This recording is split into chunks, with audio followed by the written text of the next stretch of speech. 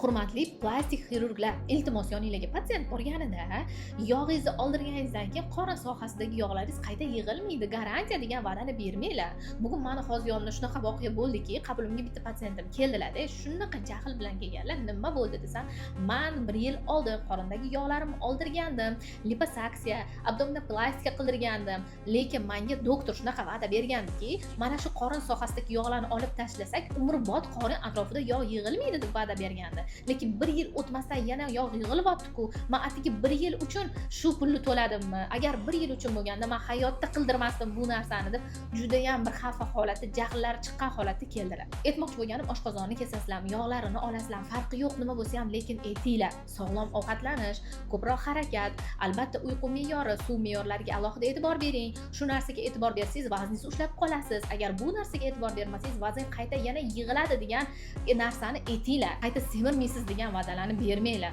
Menga shu va'dani berishganidan keyin men xohlaganimni yeydigan bo'lib ketdim, deyapti patsient. To'g'risini aytsanglar ham, sizlarga boradigan patsientlar o'zi bor, qildiradigan shundoq ham qildiradi.